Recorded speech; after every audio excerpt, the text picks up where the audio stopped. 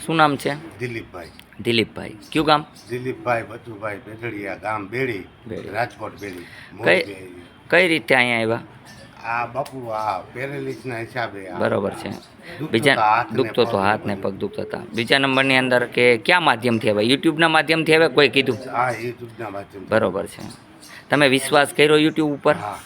તો તમે અહીંયા આવ્યા છો તો શું લાભ છે, હાનિ છે? લાભ છે બાપુ. હાથ ઊંચા કરો જોઈએ, નહોતા થતા ઈ. બરોબર છે. અત્યારે દરજ છે કે વયું ગયું? વહી ગયું. તમને કેમ છે ભાઈ? સારું છે? સારું છે. ગેસની દવા લેજો હો ને.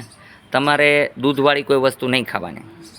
દૂધના પેડા ન ખાવા, દૂધવાળી ચા ન પીવી, પછી ઘઉં ન ખાવા, ચોખા ન ખાવા, બાજરી જુવાર ખાવી અને શાક ખાવું. બરાબર છે. બીજી કોઈ પણ વસ્તુ ખાઈ શકો, પણ દૂધને લગતી ઘીવાળી વસ્તુ ન ખાવ, એટલે એકદમ સ્વસ્થ થઈ જશો. અત્યારે તમે એકદમ તંદુરસ્ત છો, નિરોગી છો. અહીંયા આવ્યા પછી કોઈ વાંધો છે નહીં. બોલો જય હનુમાન.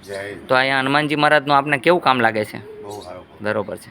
અહીં કોઈ પૈસા લેવામાં આવ્યા આપણી પાસેથી? હા, અહીંયા કોઈ પૈસા લેવામાં આવતા નથી. ફ્રી ઓફ નિઃશુલ્ક અહીંયા સેવા કરવામાં આવે છે. માનવ સેવા, પ્રભુ સેવા સમજું છું. અહીંયા નિયમનું પાલન કરવું બધાએ. ખોટું ન બોલવા નમ્ર વિનંતી છે. નિયમનું પાલન કરજો બધાએ. અહીંનો સમય છે સવારે 9 થી 12, સાંજે 4 થી 6. અહીંયા આવનાર હરેક વ્યક્તિનું હિત અને કલ્યાણ જ થાય છે. હનુમાનજી મહારાજ બહુ દયાળુ છે, પણ સત્કર્મ કરજો. અહીંયા આવ્યા પછી ખોટા કોઈ કર્મ કરતા હોય તો છોડી દેવા, આ મારી નમ્ર વિનંતી છે.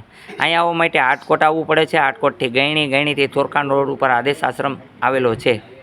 ત્યાંના સમય મુજબ હાલજો. આદેશ. જય હનુમાન.